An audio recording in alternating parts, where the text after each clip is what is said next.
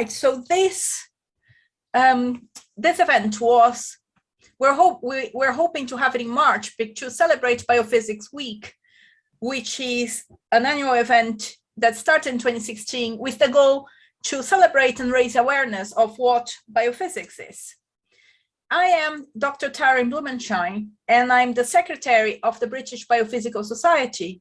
And I'm going to spend a few minutes talking about who we are as the British Biophysical Society before I pass you on to Professor Tony Watts, who's going to give the actual talk. So the British Biophysical Society was founded in 1960, and the original definition said for the application of physical and chemical concepts to biological systems. Now our terms of reference read for the advancement of the science of biophysics and of education in this field. In general, any scientists who are or have been engaged in research or teaching connected with biophysics and related subjects are welcome to join us. We are a member organization for the Royal Society of Biology, so this is the connection and why we are doing this talk to you. And we also organize a biannual meeting, so every 2 years we have our meeting with the smaller meetings in between. We also run a news group with topics of interest. And for our members, we offer travel bursaries to conferences for early career scientists. We are also the representative of the UK in both EBSA, which is the European Biophysical Societies Association, and the IUPAB, which is the International Union of Pure and Applied Biophysics. And because of that, our members are eligible to apply for IUPAB travel bursaries. We also have book discount, the Springer Verlag and the CRC Press, but as a society, we're entirely run by volunteers. We have no staff, and our committee is made of members who have other roles. I am an associate professor at the University of East Anglia. Every 2 years, we give awards in the biophysics area. So the awards we have are the BBS Jose Heptares Prize for Biophysics, which is for substantial contributions to biophysics or biophysical methods in the UK or Ireland. And this is our major prize. We then also have the BBS Louise Johnson Early Career Award, which is made by someone within 10 years of their PhD in the UK and Ireland. The BBS Kendrew Doctoral Prize, which is for an outstanding PhD thesis in biophysics, again, in a UK or Ireland institution. And the BBS Elspeth Garman Prize for Public Engagement, which is our newest prize, which is for sustained excellence in biophysics public engagement. And we normally award these prizes with a lecture by the recipient of the prize in our biennial meetings. And speaking of biennial meetings, our next one is coming up in June, July. The early bird registration and abstract submission have just gone, but registration is still open. If anyone is interested in the topic, and if you want to find out more about the meeting, the QR code in the corner of the screen takes you to the website for the meeting, which is also written on the slide. So this was my quick introduction about the Biophysical Society, the British Biophysical Society, and I'll now leave you to have the main talk with Professor Tony Watts. You have received his bio by email after you registered, so I'm not going to talk extensively about all his achievements, but he is currently a Leverhulme Fellow and Emeritus Professor at Oxford. I'll stop sharing my slides so you can now have Tony. Thank you very much indeed, Tharim, and delighted to be with you all. It would be better in person, of course, but then that's the way things are at the moment. Nice to see some familiar names in the participant list, and hello to everyone. I know some of you. Thank you for coming along. And I think my first ever meeting as a graduate student was at the UEA, driving to Norwich at Easter time across fields and fields of daffodils from Leeds, a very evocative time. So nice to be back. And thank you to your RSB group over there in East Anglia. So what has biophysics done for us? It's a question which is often asked, and more likely, what is biophysics? And biophysics is a bridging science. And if you ask biophysicists what they do, as Ed Engelman astutely and unhelpfully said, was that biophysics is what biophysicists do. It doesn't help very much. I maintain that biophysicists have an identity crisis, and I'll point that out as we go through. So biophysics is a scientific discipline in which theories and methods of physics and other sciences are applied to understand how biological systems work. So the so-called birth of biophysics was from four physicians, four medics, and they rejected the idea at the time that living animals depend on special biological laws and vital forces would differ from those that operate in the domain of inorganic nature. In other words, biology should follow the laws of science, regardless of what is being described. And they were particularly interested in the physics of living systems. Carl Pearson in London coined the term biophysics first at the end of the 1800s. And of course, Schrödinger gave his very famous now Vienna Nobel Prize lecture on what is life. So this interest led to the Biophysics Research Unit at King's College. Maurice Wilkins headed that unit, and of course Rosalind Franklin was there, and they were hired to work on questions of biological significance. And that included, I'll mention this again in a moment, of course, Crick and Watson and the DNA double helix structure, which everybody knows about.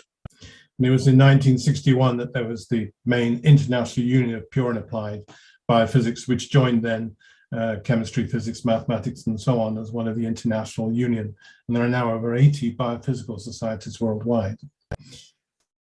This pamphlet, which I remember seeing a copy of, but Richard Henderson sent me a copy. It's now in our archives. And a number of people in the UK got together in the late 50s, early 60s, and Tony North being one of them, who's still in Leeds. And they have this description that biophysics is a young, exciting, and interdisciplinary science which attempts to find order from chaos exhibited by living systems. And they then talk about biophysicists in hospitals. Remember, this is the 60s. And they said that any physicist who works in a hospital should have a good knowledge of biology as well. They also said that in terms of a research career, biophysics offers one of the most exciting of all possible scientific areas. And I think that has now been proven to be true. And I know some of you listening today work in commercial environments, industrial environments, and they are biophysicists. There were 7 courses in biophysics at the time. And the one at Leeds was the Asprey Department of Biophysics. And I was the second intake there in the late 1960s, 1968, in fact, together with the King's College Biophysics option. And in that pamphlet, they had some electron micrographs of membranes. Mobility and muscle was an important area at the time. Crystallography, of course, as well, and also viruses. And these were illustrative examples they put in this little booklet. If you want to see it, it's online at the Bodleian Library within the Biophysical Society, British Biophysical Society archives. I said 1961, the first meeting of the International Union of Pure and Applied Biophysics in Stockholm. The princely sum of £5.10 was the registration fee for that. And many of these topics at that early meeting are major topics at current meetings as well. Membrane biophysics, for example, and replication. Mathematical models, interestingly, were also included in that. The Biophysical Society, and this is the American Biophysical Society, but they refused to take on board American. So people refer to it as the Biophysical Society. Their first meeting was in 1957. And here, the idea was to organize a biophysics meeting with the ulterior motive of finding out if there was such a thing of biophysics, and if so, what sort of thing this biophysics might be. And that's why I think we've had a problem trying to identify ourselves, because it's so diverse. And interestingly, one of the people at that meeting, the original founders, was a trained astronomer, but then became interested in viruses. And of course, software and programs used in astronomy are now big business with single molecule biophysics. As I said, there's triennial congress with IUPAC, 61 or so adherent societies, 80 or so worldwide. And the major groups of societies is EBSA, about 35 European biophysical societies, and then the Asian Biophysics Association. And this annual meeting, the Biophysical Society, typically attracts about 7,000 people. So the British Biophysical Society, Tara mentioned, here's Reg Preston, he was head of department when I went to Leeds, had a number of members here, including John Kendrew, of course, Tony North, many of you will know. And this is described on the BBS, British Biophysical Society webpage. And the first meeting then was at King's College, organized by Professor Randall. And that is really to be said to be the birth of biophysics. Many honorary members, of course, and indeed Roger Keynes and Pringle. And here are the minutes of the very first meeting of the Biophysical Society in Britain. This is the current membership, and you've just seen Tarin as the secretary, and I've been involved with the committee for some years, since the 1990s, in fact. The Biophysical Society put down a list of Nobel Prize winners and laureates who would recognize their research as fitting within biophysics. And this is a distinguished list here. And Max Perutz and John Kendrew, when they went to collect their Nobel Prize, were secretary, for example, of the British Biophysical Society at the time. And of course, most recently, people will recognize Richard Henderson, who I think maintains he gave one of his very first research talks as a graduate student at a British Biophysical Society meeting. So I've been thinking what biophysicists do, and one way of approaching this is to say that we look at the interaction of the electromagnetic spectrum with various living organisms, and we use methodologies which exploit the electromagnetic spectrum to get out information either at the atomic level or even at the whole body level. And I'll give you some examples of how that has manifested itself over the years. So structural biology obviously is a major activity in biophysics. And I would be remiss to not to mention single crystal diffraction. The UK has been preeminent in this area. And the idea is from a diffraction pattern, the physics here, of course, is diffraction. And because the atoms within a crystal are commensurate with the wavelength of X-rays, a diffraction beam can be obtained and resolved into an electron density map. So this is essentially what one has. And then the next step, of course, is to try and model that into the chemistry of the part of the molecule that you've crystallized. In the early days, when I was an undergraduate and a graduate student, the way to do that was to draw out the electron density on glass plates were mounted like this, and then try to resolve the chemical structure of the system. And that was before computational methods. And in fact, Tony North at Leeds pioneered the computational methods in the 70s. So what we have are models.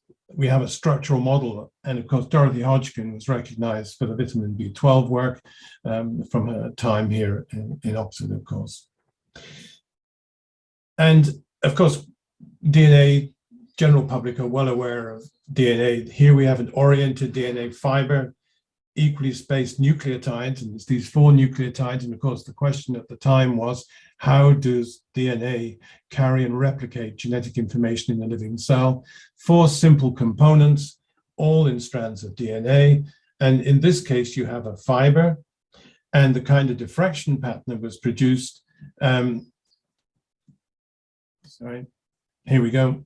gave this helical form. These are Bessel functions, they're called.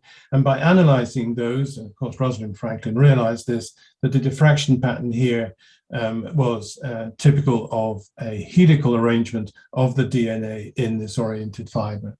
And that's where, with Crick and Watson, the base pairing and then the double helix was described. And this comes from Maurice Wilkins' social responsibility, cataloging the personal papers.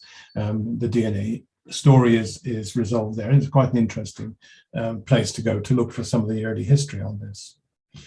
So DNA and the outcomes of this kind of diffraction work of biomolecules, the outcomes, if you want to ask what biophysics has done for us, well, I think it's pretty obvious these days, not only, for example, DNA fingerprinting, PCR tests, much of the vogue these days, but also gene editing and crop breed selection. All of this was fundamental to these areas from this early work on DNA in the 1950s.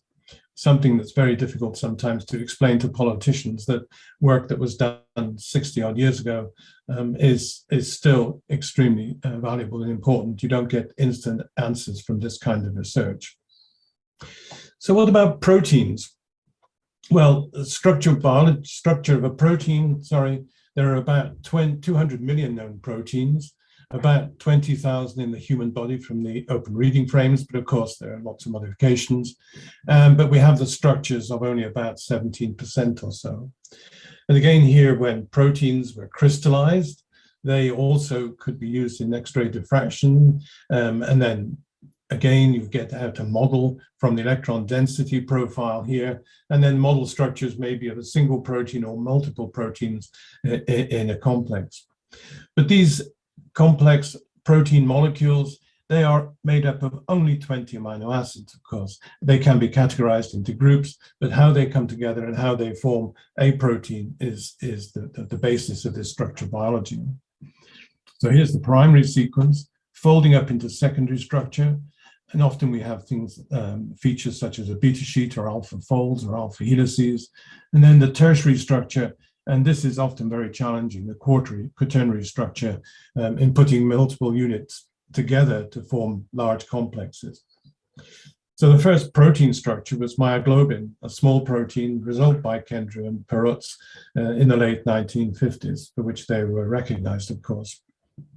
And what we now know from the many structures we have is that the structural elements are well defined. Loops are often difficult to visualize.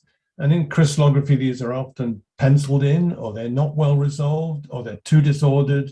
And therefore, if you don't have molecular order, then there's no way you can get macromolecular order in a crystal. So these loops actually may be really rather important. And in fact, there's a whole study, a whole area of study within biophysics on disordered proteins, and they're found to be really rather important in cellular function.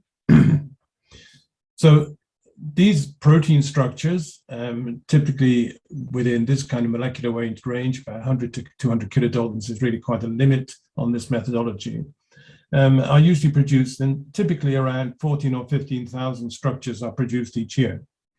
And as of last month, or March, there were 188,000 in a protein database. And this is a place where all these structures are characterized and authenticated and then deposited for the rest of the world to see. And in March, I took this screen dump from the protein database, and we now have a coronavirus COVID-19 resource. And within that resource, you will find all of the structures of the proteins of the COVID-19 virus structures, including, of course, the famous spike protein, which is the one that's used to produce antibodies to in vaccines. So this has been extremely important and open access information for the rest of the world to see in helping to devise therapies against SARS-CoV. So I mentioned that there is something of a limit in crystallography and other methods as well, but how can we look at much larger molecules? Well, the methodology here is one that Richard Henderson here has been acknowledged for, and this is cryo-EM. Now, instead of a crystal, we've now got the protein which is in solution. So it's rather more representative of how it might, for example, be in a cellular environment, although of course there are different types of cellular environments. In this case, electron microscopy can be used to observe these small protein molecules, and then some kind of model for this protein, for example, this one, which has regular units around it. But then if we use cryo-EM, which means going down to low temperatures, so molecular vibrations are reduced very, very significantly, these images become much better. And then by using particle alignment and classifications, it's possible to produce final structures, which are really rather detailed. And together with computational methods, we can now get atomic resolution in much larger protein molecules in their complexes. Of course, there are interactions with other proteins as well, which may also complicate the issue. And here are just two very recent examples. Here is the SARS-CoV-2 Omicron spike protein, and looking at parts of the protein which are occluded now and not able to interact with the antibodies. This explained the antibody resistance of some of the vaccines to the Omicron virus because of the structural changes in the Omicron virus compared to the original. And then here again is this DNA double helix I showed you, but together with protein. And this is a cryo-electron microscopy map to show the protein and DNA to compare with what I showed you from the double helix earlier. And that is now possible with cryo-electron microscopy. So molecules are fixed in crystals.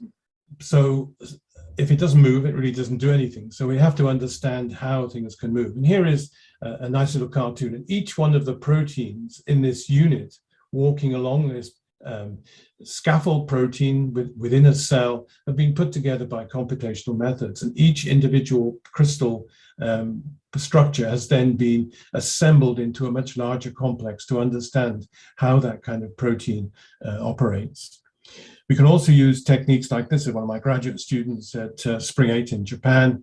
And here we're irradiating a stream of crystals in this case with a free electron laser, and we're getting out diffraction patterns in a very, very fast time scale within a protein that is moving. So you can now irradiate the protein, in this case with light, you induce changes in the protein, and you can freeze those changes and then put them all together in a movie and make a movie of how the protein works. And this particular protein, which is one of the popular protein classes that's been used, the retinal, which is colored within this protein, is receiving light. And these are the very, very early events of the motion within a protein. Even though it's in a crystal, the retinal and the groups within the protein are moving as light hits the protein. So we can look at dynamics using diffraction type techniques within crystals. And just some other examples here. This is a typical biological membrane around a cell. These lipids are exchanging places with each other about 1 million times a second, and that comes from spectroscopy, nuclear magnetic resonance, and electron spin resonance.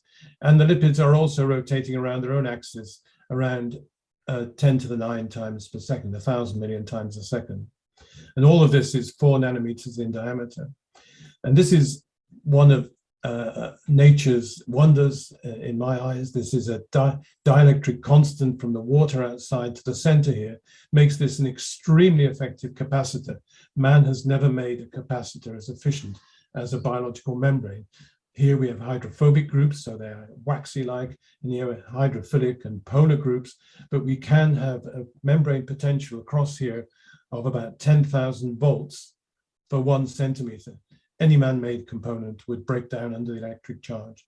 And that's what we can understand from biophysical methods. Here, a computer simulation of how a virus interacts with the membrane of a living cell. And here you can see the spike proteins. In this animation, they're moving around. The whole lot is very dynamic. They're not fixed in any way. And here they're dancing around within the outside membrane of a virion. And some of the crystallographic data is now leading to really rather detailed descriptions of how water molecules, how ions can travel across a membrane in a protein. And here we have sodium ions going across in a hydrated form together with water molecules. And this is from individual crystallographic data showing individual steps and then putting this together within molecular dynamic simulations. So computational methods have been very important to pull together all of the biophysical experimental data. And many of you may well have heard recently of the AlphaFold, a solution to a 50-year-old grand challenge in biology. I showed you earlier how the string of 20 amino acids are in a linear string, but they can fold up into well-defined structures. And here we have a helix, and here we have a sheet. Can you get a computer to do that for you, so that you don't even have to do any crystallography or making a crystal or diffraction and all of the analysis methods? Well, this particular group of scientists using DeepMind, a computer which was trained to take the 170 or so proteins in the protein database, and then using artificial intelligence to identify the structures that could be formed by such a string of amino acids.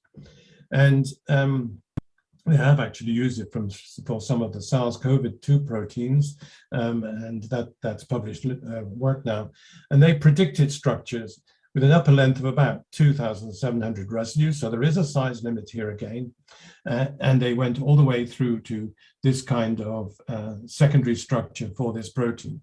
It's going to be a while before they're going to go to tertiary and then quaternary structures with authenticity, and also membrane proteins provide, because of that dielectric gradient, something of a challenge, but that is coming along too.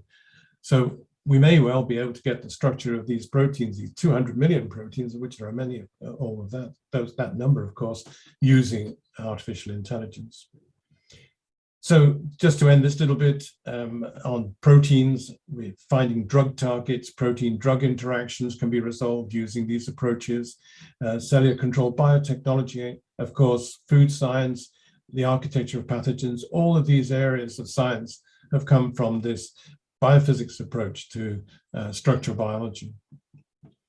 And let me go on to nuclear magnetic resonance. And here we're shifting ourselves in the electromagnetic resonance spectrum way down to long wavelengths. And this is typically the wavelength at which your mobile phone operates, or you listen to your radio.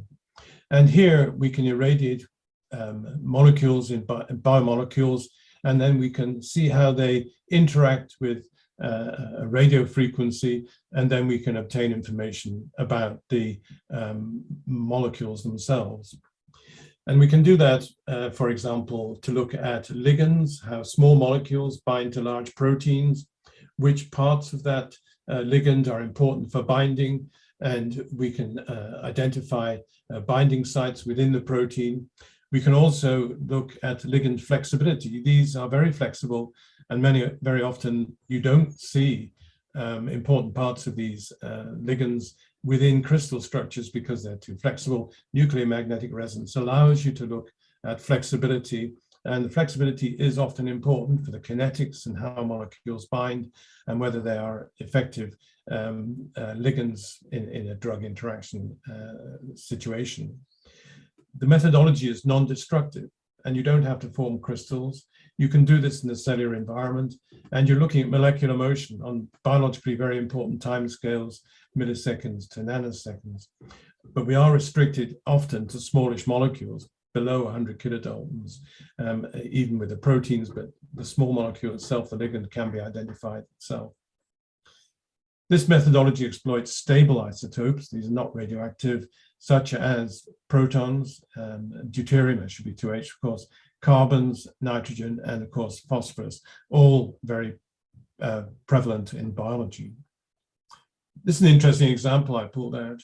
It's the Drug Administration Department in the United States, and they tried to look at the drug purity of drugs being obtained from drug cartels and the rate of overdose-related deaths.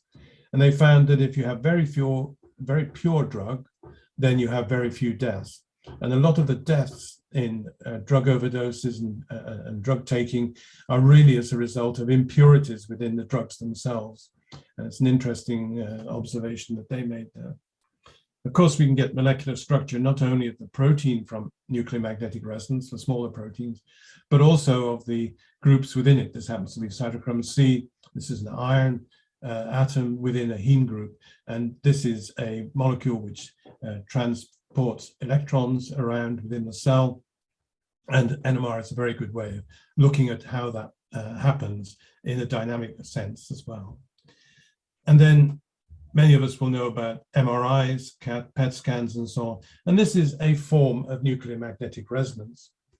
So just to show you how this works, if you have no magnet and your nucleus or your molecule has atoms in it which have some magnetic property, and many of them do, then if you don't have them in a magnetic field, they have no orientation. But if you put them in a magnetic field, and this is a magnet for an MRI, then you find that it orients within 2 energy levels. And this we detect in our spectrum. This is what we detect in MRI. And this energy difference here, which we're creating, is very sensitive to local charge. It's perfect for looking at charge differences, a 1 electron change, something that's incredibly difficult to do by crystallography. But by NMR, it's very easy to do. So we can look at the pH of the environment, the polarity, and we can look at other nuclei close by as well. So NMR is a method to detect nuclear spins. And in MRI, we often look at protons in water, in fats or body tissue. And then we look at the difference in the way in which the water and the protons are resolved.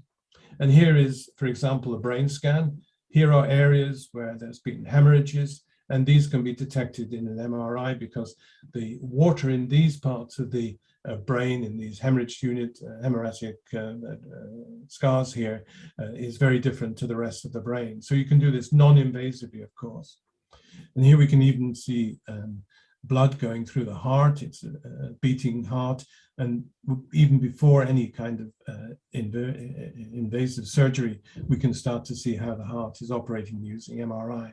And this is purely exploiting protons in the system by magnetic resonance. And this is functional MRI. Here, talking, moving limbs, they light up different parts of the brain because of the way in which the neural impulses are recorded. Then I shouldn't neglect optical imaging, which is incredibly important. This is the visual part of the spectrum for us, and of course has been very important within biophysics and all optical methods. This area of science is called optogenetics. This is a brain slice, and here a neural impulse is being followed using some of those retinal type proteins I mentioned to you before. And this kind of information about how information is transmitted within neural networks, I know is being explored and investigated by telecommunications companies to see if they can devise more efficient ways of transmitting information. Optogenetics is a very active area of science. About 1,000 labs worldwide are using these approaches in this area. For those of you who remember your physics, you'll remember there's something called the Abbe diffraction limit, which means you can't see anything less than the wavelength of the light that you're using to examine it. Well, Stefan Hell, for example, in Göttingen, together with others, resolved high-resolution optical methods. Now you can see individual proteins. These are colored here, of course, by tags in a cell. So the resolution now is getting right down to single molecule. And here, sort of our work, single molecule receptor protein in a membrane that's been labeled up. And you can follow its track within the cell, and you can understand how the cell has a cytoskeleton, which interacts with that, how it interacts with other receptors. Does it form together in dimers, for example, or does it work as a monomeric protein? So you can actually follow individual molecules now within a cell. Now here are bacteria with flagella, which you can see in this image at the bottom here, and they've been lit up with a fluorescent probe, so you can see them.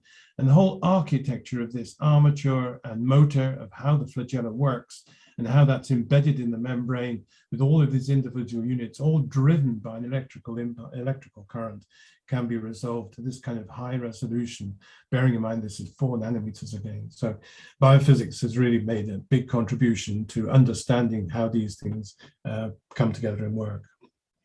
We all know about electrocardiograms, for example, how pacemakers, all of this needs to be analyzed electrically, dialysis machines, and indeed multi-scale biophysical modeling of organs right the way through from channels, individual ion channels, through to the cell, and now whole heart electrical activity can be modeled, and that obviously feeds back into driving pacemaker design and so on. So we can understand almost the whole of the living system from biophysical methods, focusing in on individual one and then putting them together.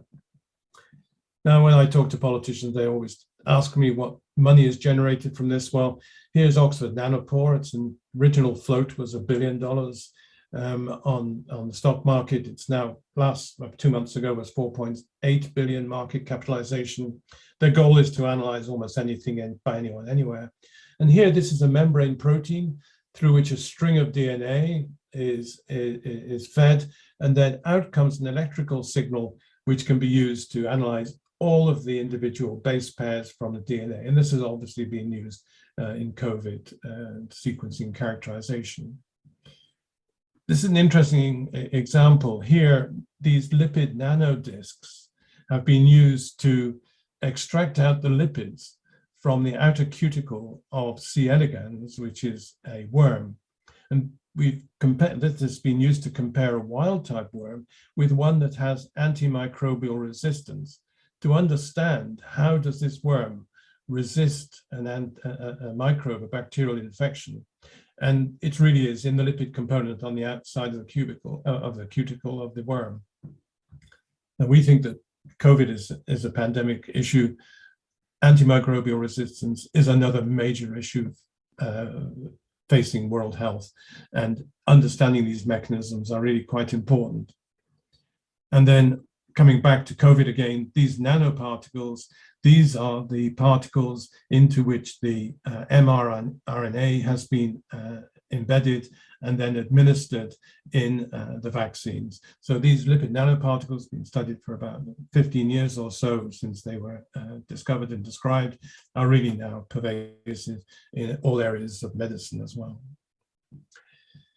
Environmental biophysics is up and coming as an area, producing biofuels, biomass. We need to understand the quantum yield, photon capture. We need to understand how efficient these kind of bioreactors are. Here are bioreactor tubes, for example, and the algae in here are capturing light, turning it into useful products.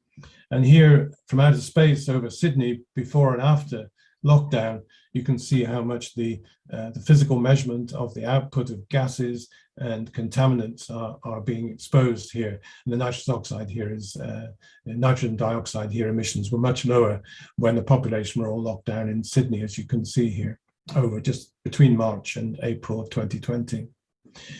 Environmental physics, there's actually a textbook on this. And of course, we need to know how the planet itself is polluting the atmosphere, not least through these kind of sulfurous vents. And let me just finish on a couple of very recent examples. Mechanosensitive channels are present in all life forms, and these are ion channels which allow ions to pass the membrane when open, such as here, but when closed, there's no ion current, no current generated in the membrane, and no ions traverse across the membrane. And Bert Sackman and Erwin Neher, they resolved a way using patch clamp methods of measuring that within a cell. And here at the top here, you have electrodes in a cell. You can measure the ion currents across the cell membrane. And in this case, down on the left here, current is being measured in this direction, time in this direction. If you come along here, you can see stepping through as ion channels are opening, and then they're closing down again. But in this work, the way in which the channels were opened and closed was by inducing a pressure on the cell, and this is pressure here, and then that's a maximum, and then it comes back down again. So these channels that are being looked at here are actually pressure-sensitive cells within membranes, the so-called mechanosensory piezo ion channels. And this, the Nobel Prize was awarded to these two. In fact, it was this scientist is Ardem Patapourian who discovered this. And they found the exact mechanosensitive channel, of which there were many in these cells, but the precise one which was responsible for this pressure sensitivity. So cells are closed in the absence of pressure, add a pressure, and they open. And Boris Martinac, in his review here of that, he points out that this is how you would recognize a nice hug from somebody, a touch perception. And he points out that this could well be important for, sorry, if I can go back. In understanding microgravity, and when this will be useful for going out into space for extended periods, because it's our mechanosensitive channels which are telling us which way up we are and where microgravity is. That comes out of that article. Here is some work from the UK, from the Physics of Life Initiative. Moth wings are found to be have a particular architecture which absorbs sound in the moth wings to avoid detection by bats. So this kind of architecture quenches the sound coming from a bat as it's used to try and sense prey when it's out hunting. And the suggestion here, this could provide thin soundproof wallpaper as an idea using this kind of molecular architecture. And here is an example using, I'm coming back to these retinal proteins again. Photoreceptors are the most abundant proteins on the face of the Earth. Here they are in salt lakes, and you can see those in many parts of the world where salt lakes are concentrated up to recover the salt, and bacteria grow in this, and archaebacteria grow in this, and they are colored because they have this retinal, the molecule I showed you earlier, embedded in patches within the bacterium. And they can be anything from purple through to red.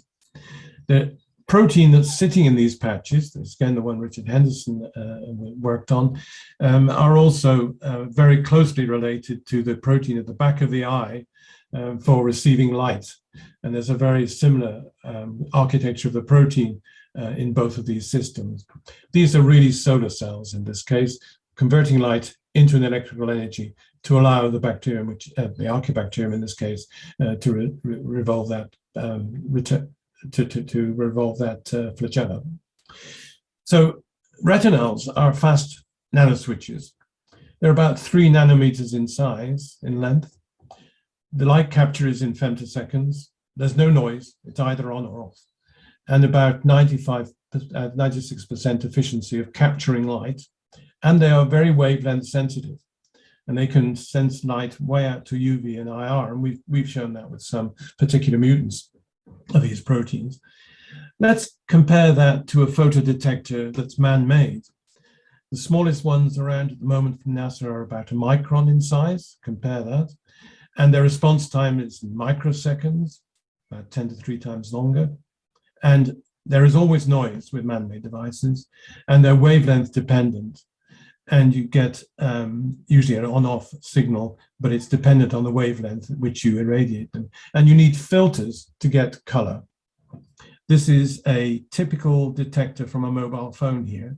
If we compare that to this, which is a bio-inspired detector, which has photoreceptors sitting on this at 2 microns by 2 microns, and you can address this kind of detector using atomic force microscopy, we can calculate that we could store data on this, and it's been calculated by somebody in the field at Harvard, about 100 terabytes of data on the size of about a CD.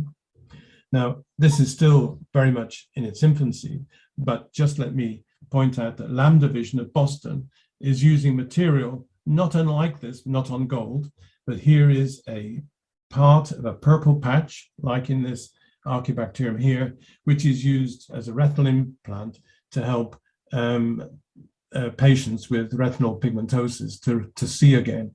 So understanding this kind of system here from an archaebacterium and then implanting it using a medical device is another example of how biophysics has helped us. So just to summarize, I'm saying that biophysics provides a breeding ground for many new methods and approaches, structural biology, neuroscience, modeling. Many of these areas of science branch off into their own main activity and societies and so on. For example, the Neurophysiological Society, and then the crystallography societies and so on. And now we have modeling societies. But many of these found their origins in the early days in a biophysics environment. It is truly inter, multi, and cross-disciplinary. It involves physics, chemistry, maths, and engineering. And it's established ways of quantitating biology, and in particular, a number of medical applications. And I still think we have an identity crisis, but that actually can be good. It means we're open-minded to change and to new science. And Tharim mentioned this is our next meeting, and thank you very much, everybody.